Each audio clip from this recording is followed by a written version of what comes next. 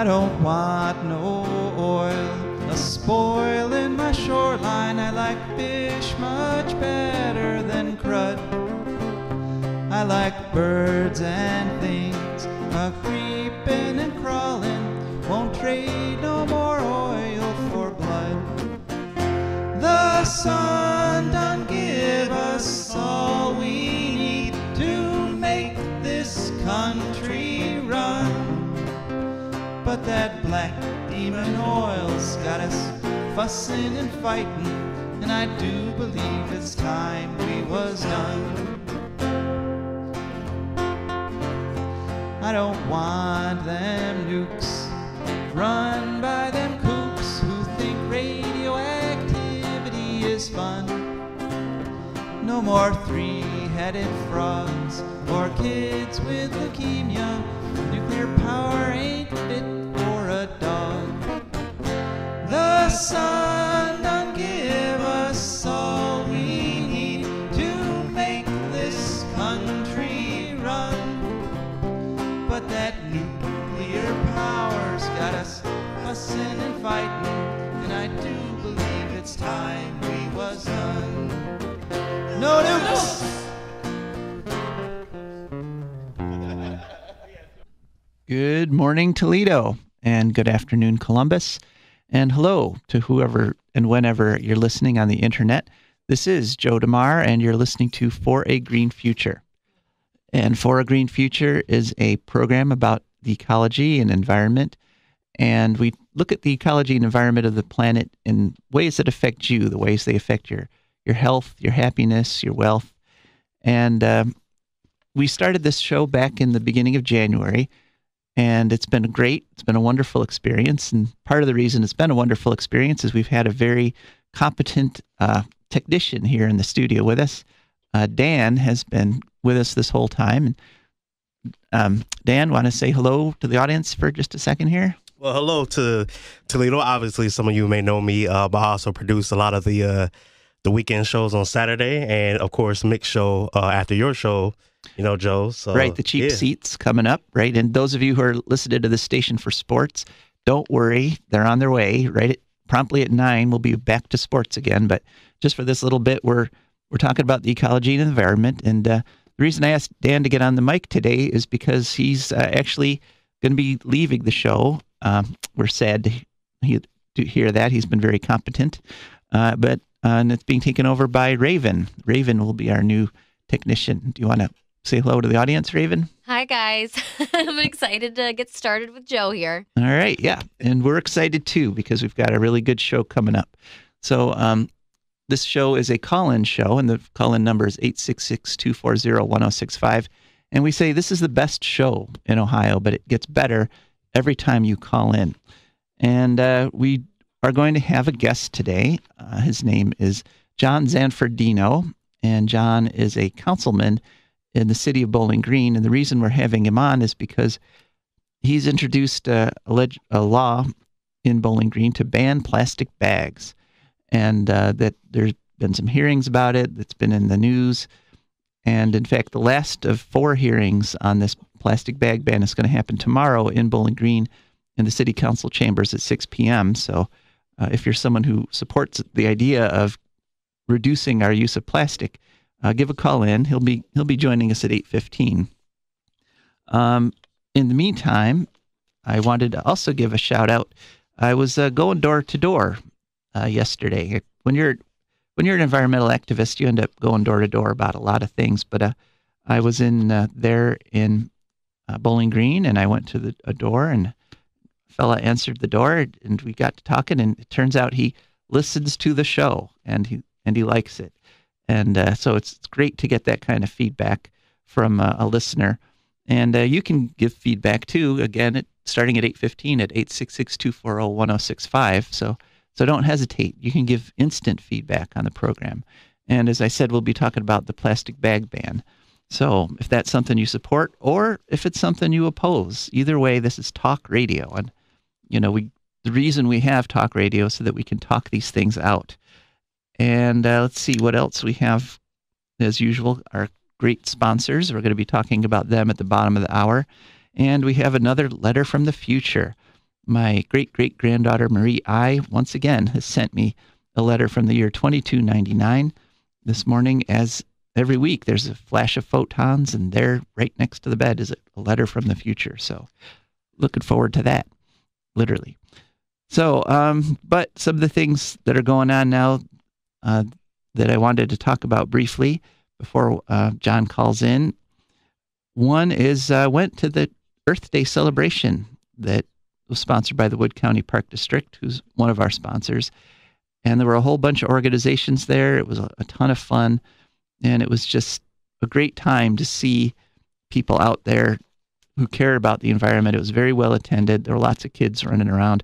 People were shooting arrows and running lights by riding a bicycle. And it was a fun time. And I hope you had a good Earth Day too. As I said in our previous shows, that's my favorite holiday of the year is Earth Day. And this was a good one in 2019. But unfortunately, there's some unpleasant things going on right now in 2019.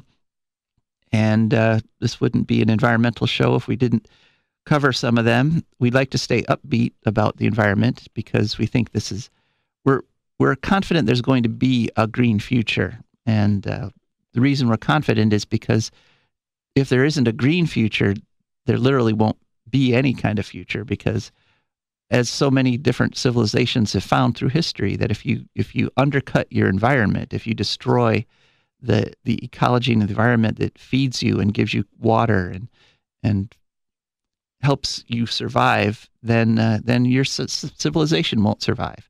Civilizations can't survive without healthy green ecologies, and that's what we're working on. But there are people working on a different sort of future. There's people working to undermine environmental protections just as fast as they can. And the Trump administration, I have to say, is one of the worst in history for this, because we know that the things he's proposing will hurt us. It's not like past generations where we, let's say, didn't realize that some pollutant or another was harmful. We have the data now. We know that these things will hurt us and will make our country and our world less habitable. But he's pushing on anyway, because that's the kind of president he is. And one of the best examples of that is he's trying to rewrite the Clean Water Act. And the Clean Water Act protects all the water. And as you know, if you know ecology, all the water on the planet is interconnected. You've got your rainwater, and that leads to your surface waters. And then the surface waters feed into the groundwater, and all the waters link back into the ocean. But the water cycle is interconnected for all these different kinds of waters. You can't pollute one without polluting another. But the Trump administration, once again, has decided that science is inconvenient, and they're trying to rewrite the Clean Water Act so that it no longer protects groundwater.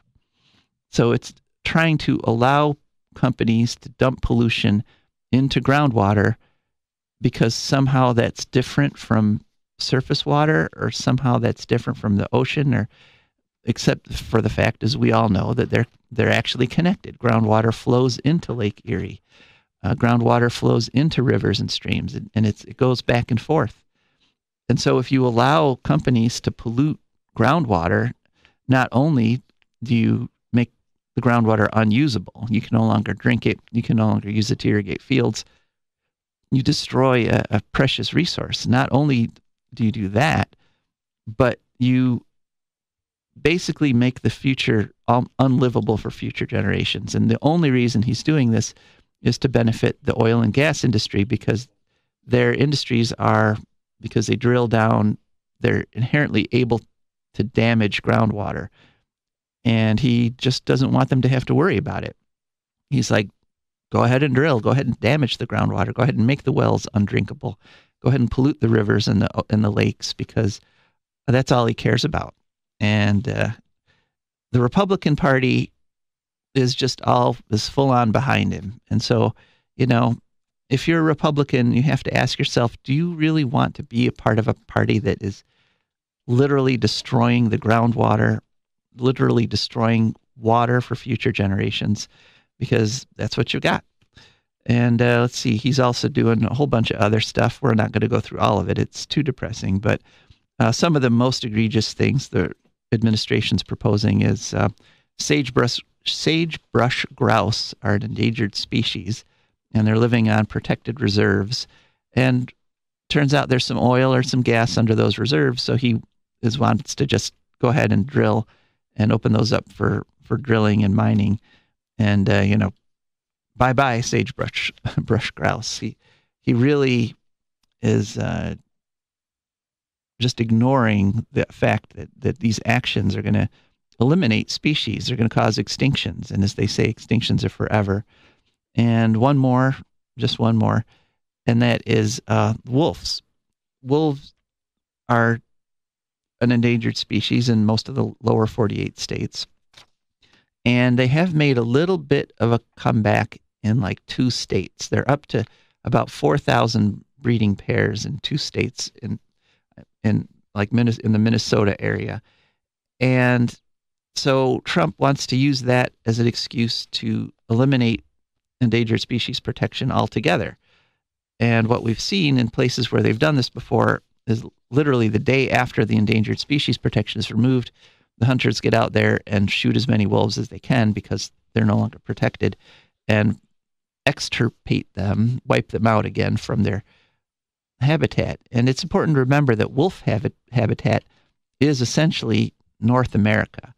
Wolves were literally one of the most common mammals on this continent before the settlers came. And it's kind of interesting. Wolves actually played a role in the American Revolution. It's a slightly grisly role, but wolves are opportunistic. They're hunters. They're fantastic hunters, but they also eat carrion.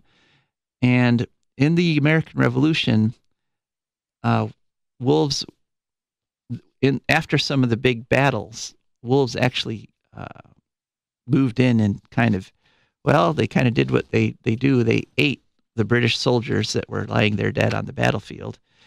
And there's no underestimating the morale effect that had on the British as they were fighting us in the Revolutionary War, because the British partly were religiously motivated. And the idea that if they die on the battlefield, instead of being, taken home and buried in the church next to their homes back in England, they would get eaten by wolves, I think really actually helped the Americans in that war, because it really demoralized the British. And now there's never been a recorded case of a wolf attacking a living human in North America. I mean, they do, and there are records of that in Europe, but the North American wolves don't attack human beings. They don't kill people, despite all the stories and the fear-mongering and in the movies that paint them as these fierce things.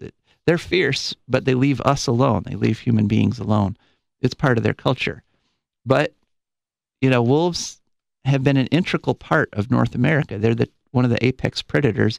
And whenever you remove an apex predator, you disrupt the entire ecosystem, because ecosystems need those predators in order to work.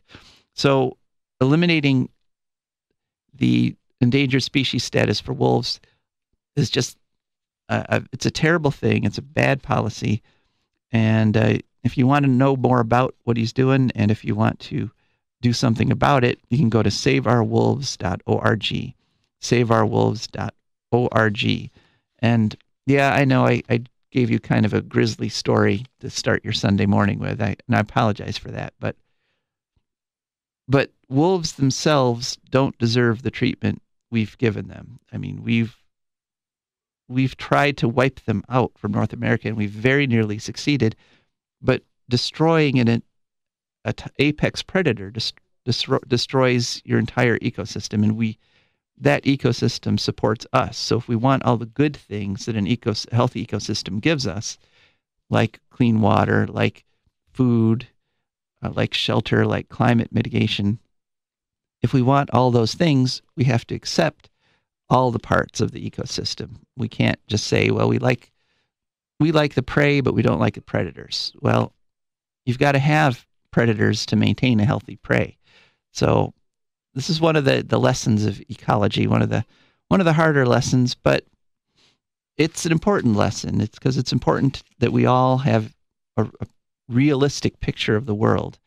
And so one of the things that we need for a realistic picture of the world is to keep getting data, to keep getting information, to keep learning as we go along. And there's no end to learning with ecology, because every day ecologists learn about some new interrelationship, some new way that one animal or one plant species helps another, another way they cooperate.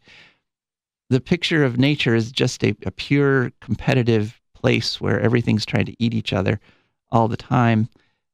That is a false picture. That's not how nature really works. Nature is there's as much, if not more, cooperation as there is competition. And there's a lot of just hanging out in nature. I mean, if you watch nature documentaries, you get this impression that life for a wild animal is this constant, nonstop struggle for survival, that they're going from chasing prey to getting chased by something that wants to eat them, to trying to mate, to, trying to protect their territory. Actually, if you go into the wild, which I've done a few times, I've had the privilege of going into the wild in my life, some very wild places like Yellowstone. And if you just watch the animals in their native habitat, most of the time they're just hanging out. Most of the time they're kind of like us in our living rooms, just sort of doing whatever, passing time, checking this out, wandering around a little bit. But life in the wild isn't this constant, nasty, horrible struggle for survival that if you let your guard down for a moment, you're going to get eaten. That's a false picture of nature, and I urge you to get out into nature yourself in order to discover this. And something else on our human scale, we need to keep learning, we need to keep discovering, is when an issue comes up, like this proposed plastic bag ban in Bowling Green, people will step forward who represent things like the plastic bag industry. And they'll say, you can't get rid of plastic bags, society will collapse. How will people go shopping? And one very important piece of information that you should have if you're making a decision on this issue is that lots and lots of places have already banned plastic bags, and their societies have not collapsed. So, for example, the states of California and New York have both banned plastic bags, and 35 countries now have bans on the single-use disposable plastic bags that we've all got piled up somewhere in our houses. And they range from countries like Bangladesh, China, France, India, Italy, Kenya, Morocco, Nepal, Sri Lanka, Taiwan, and states like New York and California and Hawaii have also banned plastic bags. And guess what? People have survived. Society has not collapsed. There aren't cars burning in the streets and dogs and cats running around. No, you just shift. You shift to reusable bags, or you shift to no bag at all in many cases. I actually, with my family, we had to go buy some shoes this past week, and we got to the checkout, and we had the shoes in the shoe boxes, and then the teller went and just put the shoe boxes into plastic bags. And, a shoe in a shoe box is already packaged. You can just carry it out just like that. So we told them, take the boxes out of the bags. We don't really need them. And it didn't hurt at all. So, and of course, the reason that it's so important to ban these bags is that they get blown around by the wind. They get carried into our waterways. And from the waterways, it'll get blown into the Maumee, and from the Maumee, it'll go into Lake Erie, and from Lake Erie, it'll go into Lake Ontario, and from Ontario, it goes up into Quebec, actually, is where the Great Lakes empty into the Atlantic Ocean, and carried out into the ocean. And there, as you've seen, probably if you watch any kind of nature documentaries, It gets eaten by animals. They kill whales. They kill turtles, and they break down into tiny little pieces, microplastics it's called, and those microplastics get into the bodies of the fish and the plankton, and then those fish and then we eat those fish, and it gets back into us. So banning plastic bags is actually protecting us from micropollution. I mean, so this is a health thing that we can do. And I have on the line with me John Zanfardino, who is proposing to do just that in the city of Bowling Green. Hi, John. Are you with us? Yes, I am, Joe. Good morning. How you doing today? Good morning. I'm doing very well, and thanks for calling in. Certainly.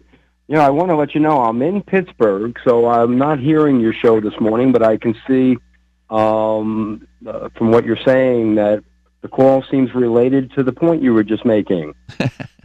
Yes, that's excellent. And so I was telling people that there's a hearing in Bowling Green on this tomorrow, and I just wanted to sort of debunk some of the things that are being said about plastic bag bans, and I also wanted to give people a chance to chat about this, to get this out in the open.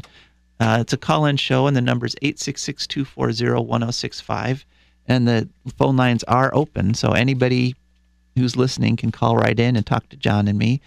And John, so I know you feel kind of strongly about this issue. You brought it forth to the council as a proposed law. Could you talk a little bit about that? Why do you feel this is something that needs to happen? Certainly, Joe. Thank you. I just feel that I am extremely concerned about the environment. For the last 30 years minimum, the federal government, state governments have largely ignored the global warming that is occurring. And of course, there are exceptions. West Coast, New York just banned plastic bags. But I've just been long-term concerns about the devastation that we do to the environment. And in all honesty, when Donald Trump became elected, I was concerned about many things, but the thing that really struck me was it just felt like a death knell for the environment. And he's not only gone on to be completely disinterested, he's basically almost acted spitefully towards those that care about the environment. Well, so, I would say I would describe his administration as actively hostile to environmental issues. I talked in the early part of the show. He's proposing changing the Clean Water Act so that it no longer protects groundwater.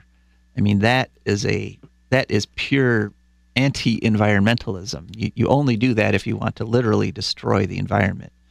So, thank you, Joe. And that's my belief. And of course, your knowledge is so vast, and there are details that that I don't. But that's my general feeling. Yes, my knowledge is as vast as Googling Trump administration environmental policies. That's how vast my knowledge is. Well, it's an amazing start. One thing that really does concern me, so it is hostile, and to quote Bill Maher, whose humor kind of helps me get through these times. In August, before Trump was elected, he stated that this would be government by snit. And as I believe, as the president's realized just how far he is from the progressive part of the nation, he's become increasingly, again, beyond disinterested into a hostile approach to the environment. But I'm happy to say my interest in the environment, long exceeded, the current administration. I can't remember when I started carrying cloth bags, for example. So it's just been a long-standing interest, and at this point, I'm lucky enough to be on city council, or fortunate enough to be on city council to try to initiate local initiatives regarding the environment. Mm-hmm. Yeah, and so whereabouts is this bill in the process? Where's your proposal in having it become law in Bowling Green? It's as you know, it's in the committee stage, and tomorrow night we will have our fourth committee meeting on the topic of plastic bags. And I feel that tomorrow night we will propose something to the full council. Bowling Green has 7 council members, and each committee has 3 individuals. And we've had 4 meetings, and in Bowling Green this issue got out of the gates in December of last year. And if you'd like, we can certainly talk about that history. But shortly after December, I informed the city council president that I'd like to address this issue, and then it was assigned to the Community Improvement Committee in Bowling Green. Again, 3-member committee, and we don't really speak outside of meetings, and we shouldn't. It's a violation of the Sunshine Law. So, with 7 members, I can speak to a council member that's not on the committee with me, but as soon as I'm speaking to one of the other 2 members of the committee, in effect, that's a violation of the Sunshine Laws. So we don't communicate between the meetings, and again, that seems proper. Mm-hmm. But tomorrow night, I know I'm going to introduce a plastic bag ban. I haven't spoken to the other 2 members, but I'm pretty confident that we'll move forward to the full council. I'd be very surprised if it doesn't. And that would be a plastic banning of single-use plastic bags at all of Bowling Green's establishments. Mm-hmm. Well, and this show is nothing but sunshine, John. So, if any of your fellow councilmen are listening, I think they'd be welcome to call in, and as would anyone else in the Northwest Ohio area. 866-240-1065. What do you think? Do you think, can you live without your plastic bags? I mean, do you think this is an essential, vital part of your life, or is this just one of those little conveniences that actually have longer-term consequences that you don't mind giving up? Are you willing to give up your plastic bags? Come give a call to John and me and let us know at 866-240-1065. So part of the impetus for this, now I know to people listening, this might sound fairly slow, that all this started back in December, and now here we are in May. But in terms of legislation for, there's our theme song. Have you heard our theme song, John? It's yes, yeah, just briefly. It's pretty good. On your cell phone one day, Joe. Oh, that's right. Sure. So, but anyway, the reason that this is moving with what is actually lightning speed for legislation in a city council like this in Bowling Green is a move by the state that affects things like home rule. Could you talk a little bit about the sort of the impetus for this, that why it's happening now and why it's happening so quickly? Certainly, Joe. But yes, let me just say a thought about the speed of this. I do feel good about the speed that we're acting. December seems like a while back, but this is a major issue. And if Bowling Green was to ban plastic bags, with the possible exception of Cuyahoga County, it would be the only entity in Ohio to do that.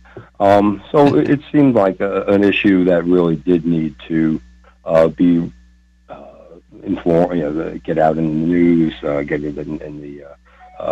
the information out there, and give the public time to respond to the notion. And to be honest, I have received almost singular support for the concept, which has been interesting. I didn't know what to expect when the idea was first raised. Tomorrow, as I mentioned, is going to be the fourth committee meeting on this. The other three previous committee meetings were pretty much devoted to allowing citizens to speak on the issue. And at each meeting, we've had roughly 8 to 10 speakers, And over those 3 meetings, I would say 85% have been very positive about Bowling Green being a leader on this issue. Right. The impetus, and certainly want to throw in your role in this, was in the middle of December of last year. You informed council that the state of Ohio was about to, or in the process of perhaps further stripping the concept of home rule. Home rule, the very rough definition is the ability of localities to determine their own laws and practices. One example of home rule in Ohio, or the violation of home rule in Ohio, is 7 or 8 years ago, perhaps even 9, the state of Ohio declared that no locality can pass a anti-gun legislation, basically. So in the city of Bowling Green, we have a city park and, of course, several parks. And about 2 or 3 years ago, it was discovered that our city parks prohibited guns from being on the property. Somebody that was very pro-gun threatened to bring that to the state's attention, so we then had to fall into line with the state's stance on guns. So when we were operating with independence and our own community decision, that was an example of home rule. When we became overridden by the state, that was, again, a negation of home rule. A similar thing is it could well happen in Ohio with plastic ban legislation. As you know, the Ohio House, and I don't have any of the numbers in front of me, Joe, in terms of the bills or any of the specifics, but the Ohio House has already passed a bill stating that no town, city in Ohio can place a fee on any auxiliary type of packaging, whether that be a paper bag, plastic bag, styrofoam, takeaway boxes. So when you alerted council to that reality in December, we were all aware that should the Ohio Senate follow that path, and then if it was signed by the governor, cities like Bowling Green, Cuyahoga County couldn't even be discussing how they would like to see this issue handled. So when we learned that, or when I learned that, I felt the need to act, and we were hoping that if we acted quick enough, that perhaps we could get something on the books that would supersede the state.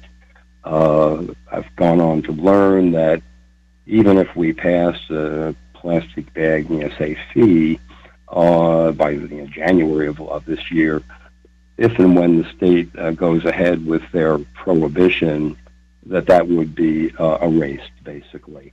But interestingly enough, the law seems to, or the potential law from the state, seems to be really focused on there shall be no fees on things like plastic bags. So the possibility of a ban seems to exist, even if the state or if the Ohio Senate goes ahead with what the House has already passed. But this long answer there, right? Joe. Sorry Yeah, about that's that. all right. But this move by the state government to try to limit what the local governments can do is sort of part of a larger pattern, isn't it? I mean, it seems like Columbus is more and more penning in, restricting local government, saying you can't raise revenues this way, you can't pass this kind of law, you can't pass that kind of law. And I don't think that's what we sent people to Columbus to do is to limit our local governments, because the local government, well, I'm a Green, and here's my disclaimer. I'm the political director for the Ohio Green Party, but on this show, I don't speak for the Green Party. I'm only speaking for myself, and the same with all my guests and everyone who calls in at 866-240-1065. But it seems like the state government is intent on removing the authority of the local governments on a lot of levels, not just this plastic bag ban. It does seem to be the case. Again, the gun issue certainly that greatly troubled myself and my peers, that we had to fall in line with the state on permitting rifles in our extraordinarily safe city park. But yes, this is not coming out of nowhere. The state. And again, you can speak to this better than I can, but the state recently passed conditions on future wind power that virtually rules it out in the state of Ohio. Again, that's coming down from the state to from the state house. That's kind of interesting, because that was 2014. They passed a law that required setbacks from property lines that were so huge that literally it canceled. It was about several $1 billion worth of wind farms were in the works in Ohio, and they all got canceled once they passed this 2014 law. And the funny thing is that they're using property rights as the argument for it, when actually it's a tremendous violation of property rights, because if a farmer wants to put wind turbines on his farm for the income that it provides, he is now prevented by that from the state. So they're using property rights to argue against property, to violate people's property rights. Yeah, it's kind of like this clean air legislation, which is actually going to lead to more pollution. I'm going to talk a little bit about that after our interview. But so all right, so you're hopeful this is going to move forward. That's great, and you've gotten mostly positive feedback. That's also terrific. And do you feel like this is part of something bigger worldwide, or are you just focused on how this affects Bowling Green? I do certainly hope it's bigger than Bowling Green. I as we've been researching this in town, I quickly became aware of what's been going on in Cuyahoga County, and mostly I was focused on the Lakewood, Ohio City Council. When I picked up that story, they seemed to be in the middle of trying to ban plastic bags. I'm certainly not encyclopedic about Lakewood's history, but I do know that they initially were talking about a fee on plastic bags and paper bags. And interestingly enough, that really garnered a lot of kickback. So the council, came out later in time with the idea of banning plastic bags, and all indications are that did not receive the same type of negative response, from the citizens there. I believe at this point, the most recent article I read indicates they certainly have the votes in Lakewood, and apparently once Lakewood passes this their ban, it appears that that county will, in short order, be banning plastic and perhaps paper bags, but certainly plastic.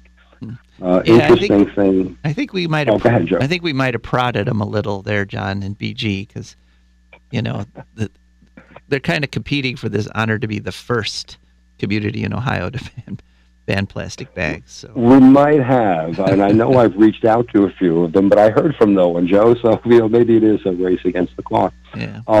I believe Warren, Ohio, and again, I'm on vacation today, so my notes are not here, but I believe it's Warren is also starting to discuss this issue.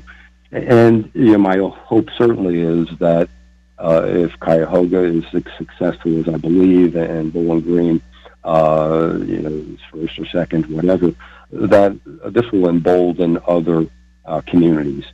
When this was introduced, I didn't know what to expect. I knew there would be a lot of interest and a lot of favorable response, but I didn't know that it would be, if it would be 1 out of every 2 people that might be, against taking such a local action.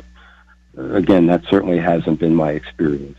And, I hope that if and when Bowling Green passes something, a ban, that other communities will feel empowered to act locally. Again, I have no hope for the federal government for the foreseeable future. And the state of Ohio seems to be not only taking away home rule, but they seem to be myopically interested in either property rights in their mind or business rights. And there's really no balance between looking at the environment while they contemplate what might benefit, say, business in Ohio. Certainly I'm hoping that Perrysburg is aware of what we're doing, Maumee, all these small towns, I think, can and should act, and perhaps they will when they see what's locally possible. All right. Well, John, thanks for joining us so much, and enjoy your vacation there in Pittsburgh. I'm not sure, is it the art museum? Is that what brought you there? Or? It was not only the art museum, but there is an artist that my wife really and I really enjoy. A contemporary folk artist named Todd Snyder, a very entertaining, progressive singer. So we came here for multiple reasons. Oh, nice. In part just to see the lovely little city. All right. So thanks so much, Joe, and Thanks, thank you for your role in this. And please be there tomorrow night. I do feel very optimistic about tomorrow night's meeting. And to just get back to that thought, should this go out of committee, then it'll then be introduced to the full council, and that will require a minimum of 3 meetings for it to be legislatively read at our council then. All right. I think we'll take a big step tomorrow night, and we'll go from there, Joe. Okay, John, thanks so much. And yeah, thanks a lot, Joe. Sure appreciate it. Hoping to get there tomorrow, so probably Excellent. See you tomorrow.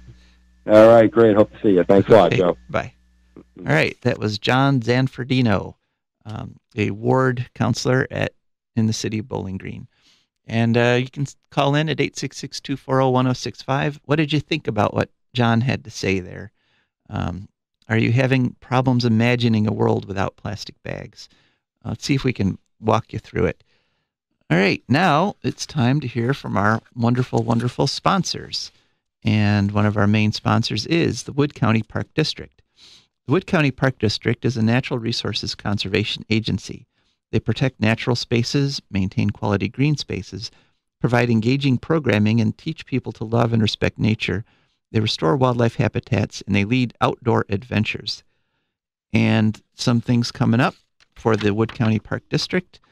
I told you they had their Earth Day celebration last Sunday. It was a great success.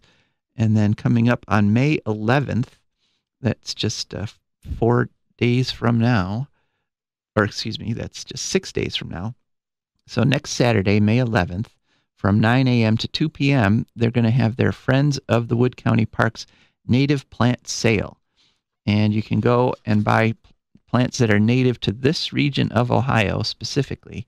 Over 40 varieties of local genome native plants. They're available on a first-come, first-served basis for $4 each.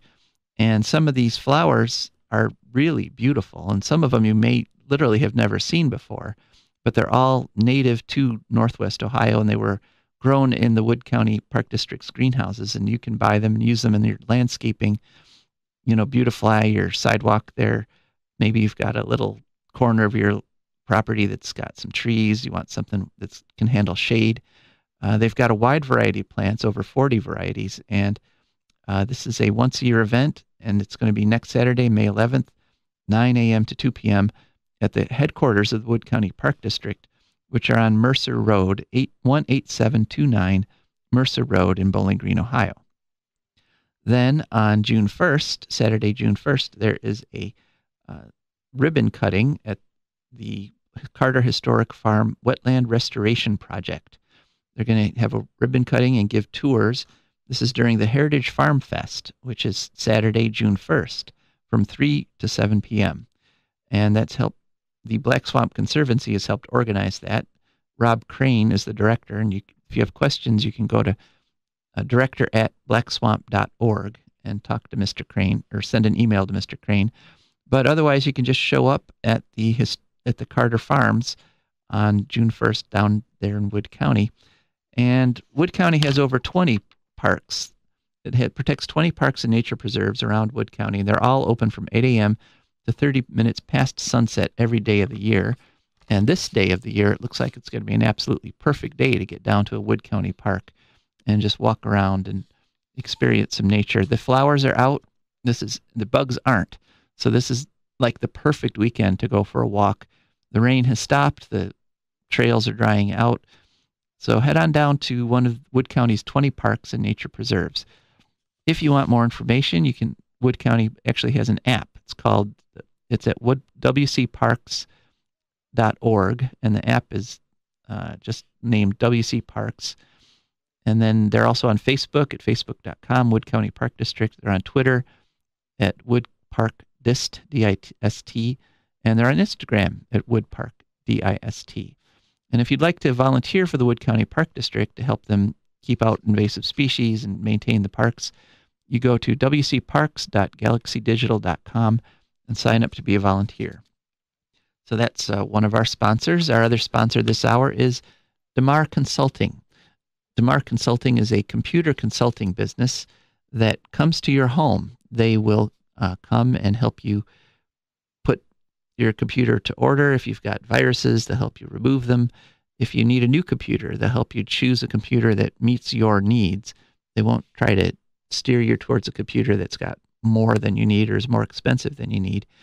If you have problems accessing your printer, for example, if there's problems with your home network, if your computer is supposed to be able to talk to your TV, but they can't, these are all the kinds of things that for a very reasonable fee, DeMar Consulting will come out to your home and help with.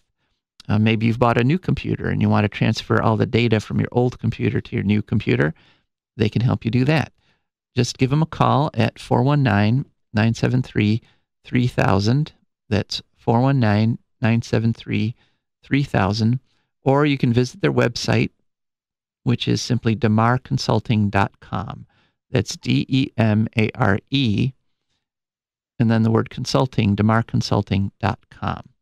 So we're very grateful to our sponsors, and we're also grateful to our patrons. We are on patreon.com. You can go to patreon.com and search for A Green Future, and there you can sign up for a monthly donation, small dollar, couple dollars here or there, and help keep For a Green Future on the air. And so For a Green Future is also a podcast. You just search for A Green Future so you can listen on your iPhone or listen at any time.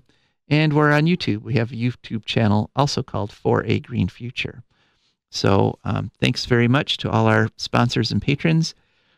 And it is now 8:47, so we have just a couple more minutes to take a call at 866-240-1065. What did you think about what John had to say, or about this plan by the Trump administration to exterminate wolves in the lower 48 states? What do you any issue you want to talk about? Just give us a call. Any environmental question you've had, if you've always wondered something about some ecological question, that is the kind of question I just love to answer. So 866-240-1065. In the meantime, so those of you who heard the show last week know that we've been following this House Bill 6, which is a proposal to bail out Ohio's nuclear plants by putting a charge on all our phone bills, or on all our electric bills forever. And it's a terrible bill. It's written to benefit the nuclear power industry. And we've been following it pretty closely, and I've was telling you the story of my new local representative, Haraz Ganbari. He was just appointed to the legislature to replace Teresa Gavarone. And I had called his office and asked, do you support this bill? And got a phone call back saying, no, the representative is against it. And I was all happy. Then 2 weeks ago, I went to Columbus to testify against the bill, and Representative Ganbari gave me the most hostile questions of any of the people on that subcommittee. And it's pretty clear he supports the bill. But it became very clear.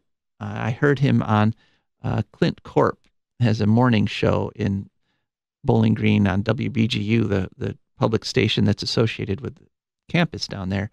I heard an interview with him on Clint Corp, and he was just pretty much gushing about the bill, thinking about how wonderful it is. We're going to be bailing out these leaking, crumbling nuclear plants. And when I say leaking, I mean literally. They are leaking radioactive water into Lake Erie right now. It's called tritium. And when I say crumbling, I mean that literally, that the shield dome over the top of Davis-Besse is cracked. It's got voids. Bits of concrete are cracking every time there's a freeze-thaw cycle. So I mean crumbling. But he really tipped his hand in that interview with Clint, and Clint is a very friendly interviewer. You might think I'm friendly. Clint is even friendlier than me. And so Representative Ganbari kind of let slip. At one point he said, oh yeah, and even coal could be eligible for this clean air money. And that kind of threw the whole thing open. If you're going to give money from a fund that's called a clean air fund to the coal industry, it's pretty clear that the whole thing is just a sham, just a lie, just an excuse to take money from us and give it to literally the most polluting industries on the planet. And in my testimony, I did the best I could because it was kind of under pressure there. And I answered the questions from the council subcommittee members as well as I could. But as always, there were things I wanted to go back and say a little bit more about. And since I have a radio program, now I get to do that. The chair of the committee, Representative Stein, one of the co-chairs, he brought up this idea. He said, oh, Joe, your fears of radiation are unfounded. There's 50,000 medical procedures every day that involves radiation. And I answered that as best I could at the time. I pointed out that it's very different to take a short-lived radioisotope for a medical procedure as opposed to randomly exposing the population to there's over 200 different isotopes that these nuclear plants generate all the time. But I failed, I go back watching it after. What I should have said is that, yes, and many of those medical procedures use radiation precisely because radiation is so damaging to cells. Radiation tears cells apart from the inside. And sometimes it's medically useful. If doctors decide they want to kill someone's thyroid, for example, then you put radioactive iodine into that thyroid, and it will destroy all the thyroid cells. It's been used as a treatment for prostate cancer also. They put radioactive seeds, they're called, these little spheres that are intensely radioactive. They stick them in someone's prostate gland, and it kills the prostate gland. If you're going to do a bone marrow transplant, first you have to kill all the bone marrow of the person who's getting the donation. So, yes, radiation is used in medical procedures, but it's used because it kills cells, because it's destructive. And it's kind of, I thought of this after the interview, after the testimony, it's kind of like a scalpel. You can use a scalpel to remove a tumor, and that's a great necessary use of a medical device. You do have to do some destruction of tissues, but you get a tumor out and you save a person's life. Radiation from nuclear plants, radioactive pollution, is kind of like taking a scalpel and running around randomly stabbing people, because the radioactive atoms that come out of our nuclear plant are not the short-lived atoms that are used in medical procedures. Some of these atoms live for tens of years, some for hundreds, some for thousands, and they get into people's organs, and they irradiate them, and they damage them, and then they can cause cancer and other health effects. And one other thing that the chairman said that I really had to go back, someone else's testimony. He said, we've got plenty of space in our waste pools at nuclear power plants. Well, that's not true. Spent fuel rods, if you look at them, you might say, oh, look, there's a couple feet between those two nuclear fuel rods. But what a lot of people don't know is that spent fuel rods can still start reacting again. And the only thing that stops them is distance. If you bring two nuclear power plant fuel rods together, whether they're fresh rods or whether they're quote unquote spent rods, the neutrons from each rod start hitting each other and the rods start reacting. They start a nuclear chain reaction. If you bring them close enough together, they'll melt down and they'll create a Fukushima style disaster. And so what you see when you see these spent fuel pools at all these nuclear plants is that they have eliminated the safety margin. These pools were designed only to hold waste for a short amount of time. And so they keep moving the rods closer and closer together. Some of them now, and some pools are so crowded that they're as close together, almost as close together as they are in an active nuclear reactor core. But if the cooling water ever gets interrupted, if there's a pump failure, if there's a power failure, if some line breaks and the water in these cooling pools goes down, you will have an even bigger nuclear meltdown than you would inside of a nuclear reactor. And these spent fuel pools have no containment domes. They don't have all the backup systems, the emergency core cooling systems that the reactors do. And literally, those disasters could be many times worse than a meltdown of an active nuclear plant. So when he says there's plenty of room, that's just wrong. He's just lying. But we attempt not to lie here on For a Green Future. We attempt to bring you the truth. And along that line, we have a letter from my great-great-granddaughter, Marie I., living in the year 2299. And so here is this week's letter. Dear great-great-grandpa, greetings from the year 2299. As you know, our team of 500 or so scientists and engineers are working hard to take care of the problem of nuclear wastes that were made during your time. I watched the video of you testifying before the Ohio House Subcommittee, and I couldn't believe my ears. Every child today understands the basic laws of ecology. Ecology is the science that ties all the other sciences together: chemistry, biology, physics, and so on. These legislatures were asking you questions that showed they had no understanding of ecology at all. Here in your future, such people would have trouble finding a job, let alone becoming legislators. We make our political leaders take tests to show that they have at least a basic grasp of scientific principles before they can run for office. That's why the leaders of all the countries in the world pooled their resources for this project, because they knew how terrible it would be if these nuclear wastes got out into the environment. People still argue about a lot of things in your future, but at least we all agree about protecting the planet from our pollution. Everything is a closed loop now. There are no more dumps or mines. If something is manufactured, it either ends up being recycled or composted. We are still using metals that we mined in your time. We simply melt them down and start over. So I guess we have to thank you for that. And I want to thank you for your advice, great-great-grandpa. I'm still trying to choose between Michael and Igor. I'm still considering Igor's proposal, and it's to his credit that he's being very patient about getting an answer. Michael hasn't proposed, but he's made it very clear that he wants to be with me. But you were right. The question isn't which of them wants me more. The question is, which of them do I want? The problem is the answer to that question changes by the hour.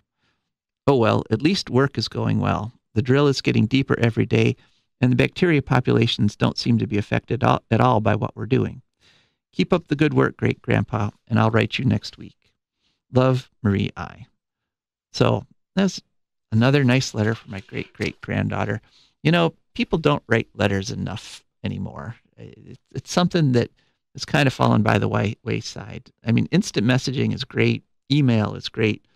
But there still is like this thrill of getting an actual letter from someone who's taken the time to write it. So I'm very pro letter writing. And, if you used recycled paper, that's also the eco way to do it. So we've got about one more minute left in the show. I just wanted to say thank you all very much for listening. Thanks for taking this hour out of the day, an hour away from sports, to think a little bit more about some deeper issues. And I hope you found it enjoyable. I'm very, very grateful to all of you, and I really love being able to do this show. So consider supporting us on Patreon. This is Joe DeMar, signing off. I don't want no oil, a spoil in my shoreline. I like fish much better than crud. I like birds and things, a creeping and crawling, won't trade